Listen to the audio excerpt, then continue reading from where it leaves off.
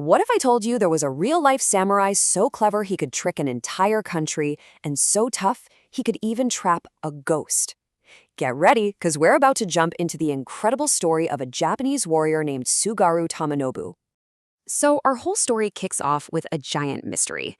About 400 years ago, Japan was having this massive civil war, and it all came down to one epic battle. We're talking the biggest samurai showdown ever, the Battle of Sekigahara. Historians thought they knew every single person who was there, until they took a closer look at a really old painting.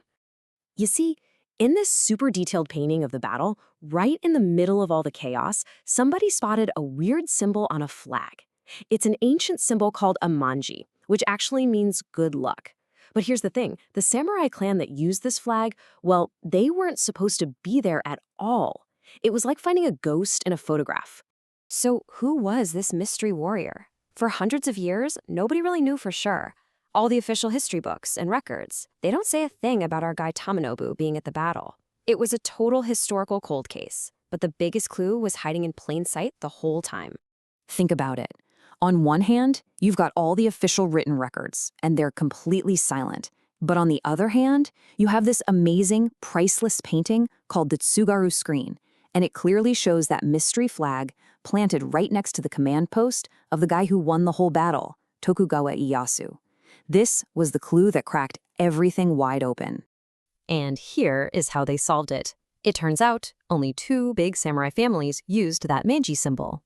The Hachisuka clan had one symbol with a little blue mark. But the Tsugaru clan?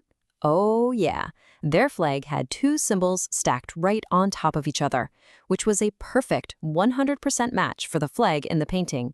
Bingo, case closed. So the painting did it. The ghost of the battle was real, and his name was Tsugaru Tamenobu.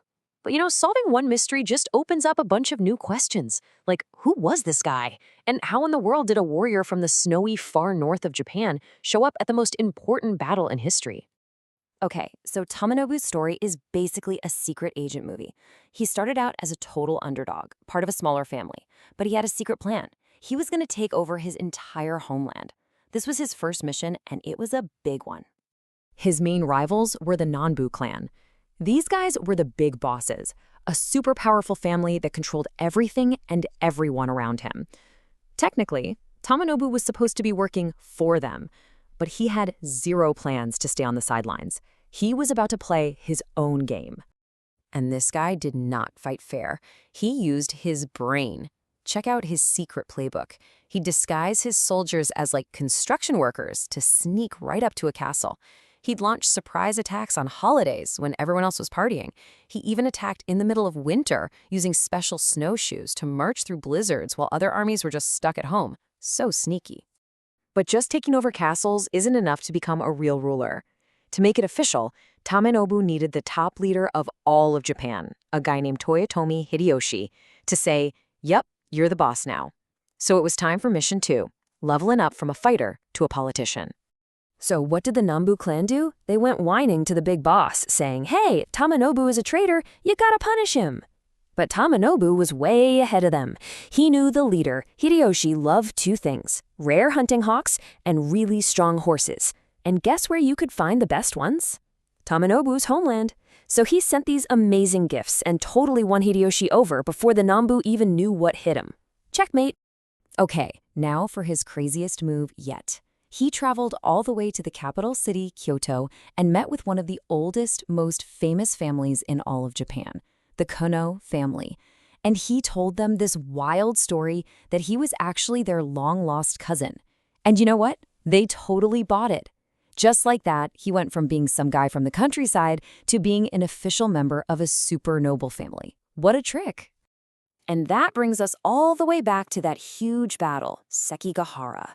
This was the final test. Tamenobu had to pick a side, and he put all his chips on Tokugawa Ieyasu.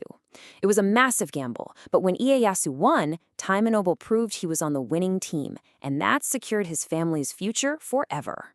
For picking the right sign, the new ruler of Japan gave Tamenobu a massive reward: 2,000 extra koku of land.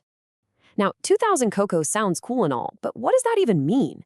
How big was this brand new secret base he just won? All right, let's put this in perspective. You know how big Disneyland is, right? The original one in California is about 85 acres. Well, this new land Tamenobu got was 490 acres. That's almost 6 Disneylands. Can you even imagine that? That's right. Enough land to build 5 whole Disneylands and still have room left over.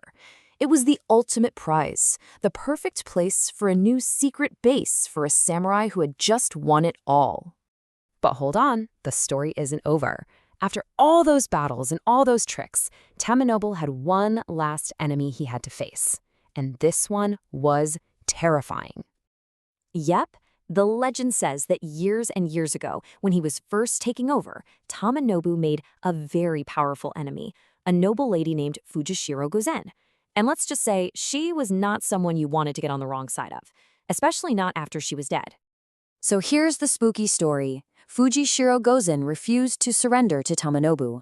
When his army stormed her castle, she fought like a warrior, but was finally defeated. And with her very last breath, she screamed a curse, promising to haunt his family for all time. So, fast forward years later. Tamenobu is now an old man, on his deathbed. He could feel that ghost's curse getting closer, but our guy had one last, super clever, and kinda weird plan to beat her for good. His final mission was for after he died. He told his son, "Take my bones and build my tomb directly on top of Fujishiro Gozen's grave. My spirit will hold her ghost down and trap her there for eternity." And his son did exactly what he was told.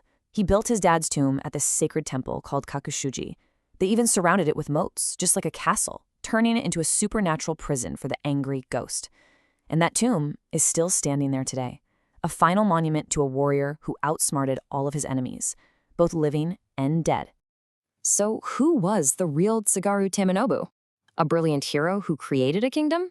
A clever trickster who bent every rule in the book?